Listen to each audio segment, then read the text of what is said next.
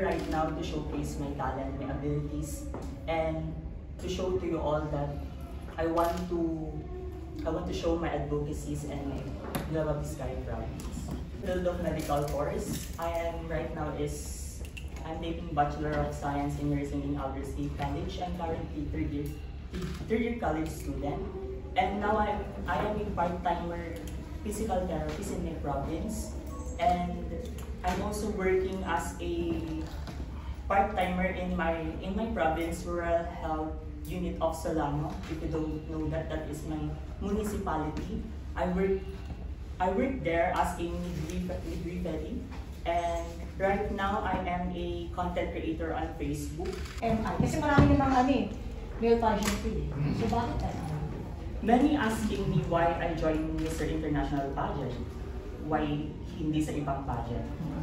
Kasi Mr. International Philippines embodied the personality. Not also the personality, but the advocacies they have. It's 2025. If you don't know po, wala pa pong nagpresenta sa aming probinsya, and hopefully I am the one who represent my province. Medyo konti-konti lang nagre-represent talaga ng So, right now, I think this is my calling. And bata pa lang po din ako ay sumali na po ako sa mga theater, especially po sa mga sinakol. Sinakol? Anong ginawa mo ngayong Holy Week? Ngayong Holy Week po is di po ako nakasali sa sinakol dahil napabilang po ako sa first fashion show po ni Michael Pangilinan po, yung Miracle Fashion Show. About Holy Week din po yung team ng fashion show. Dahil nanghingi po ako ng sign noon na parang kung ano po yung unang parang magkakaroon ng screening po ng national level po is itatry ko po dahil pangarap ko din po na makatungtong po sa mga national level po. Question. What make you interested in a pageant? Na-push lang po ako ng family ko po and yung ex-girlfriend ko po noon na sumali, and dahil siya po ay namatay po nung December lang po, 2024, and parang sabi ko po sa sarili ko na kahit wala na po siya is itutuloy ko po yung pagpapageant, dahil yung national level po ay hindi ko lang po sariling pangarap, kundi pangarap po namin dalawa po. Your name again? Ilocos. Gabriel. 5 Saan sa Ilocos Sur? I've got a title, and then I'm on a city base, which is Vegan City, sir.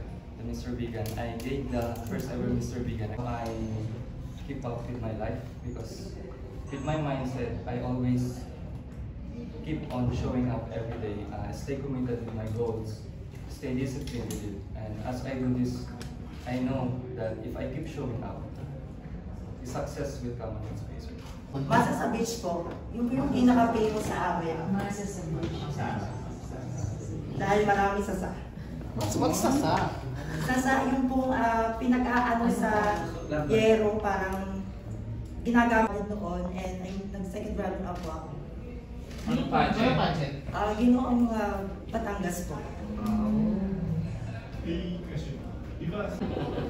Mahaba na yung time ko mag-live, tapos nag-live stream sa Okay. Where do you live stream? TikTok. Okay. What's your TikTok account? Daniel Marshall _. Siya pala yun. Instagram. TikTok and Instagram yung pinaka-active ko ngayon. Tapos yung streaming ko, magti 3 years na. Dati sa Bigo ako. Nag-Bigo ka. So this is your account, the 21,700 Yes. followers. My name is Raymar Trabacio. I'm 31 years old and I live in Taguig, but originally from Quinte. So the reason why I'm here in Manila because back then we were hit by Super Typhoon Yolanda, so that pursued me to work here in Manila. So right now I'm currently working as a patient services in Taguig. First time ko lang. Bakit ang daming sa sobrang daming national pageant? Bakit Mr. International?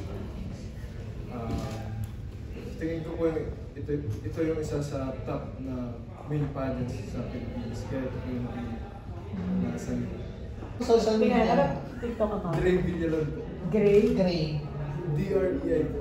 Gray. Dre Villalon. Tingnan natin. Ano ginagawa mo? Mga na po yung mga thirst trap. Sabi ko lang Tayo ay matanda na, sana'y di tayo magbago. Kailanman, asang may tuwang pangarap ko. Buha mo pa kaya kuya ka nakakapi. Ipapaalala ko sa'yo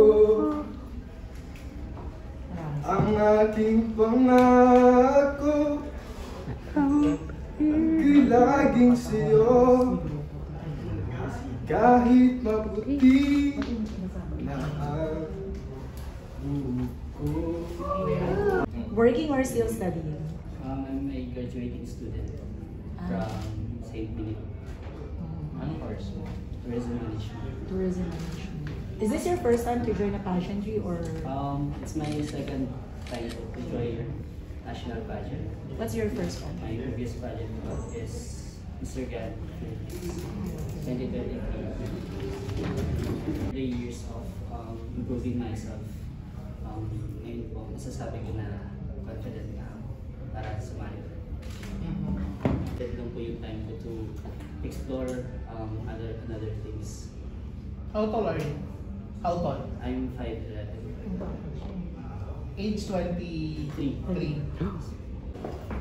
I'm currently a second year BSc student from Adamson University, and I'm residing here in Manila for my studies.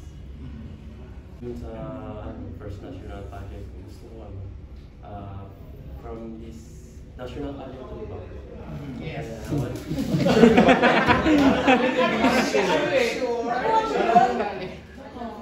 Justin Samson from Pampanga po.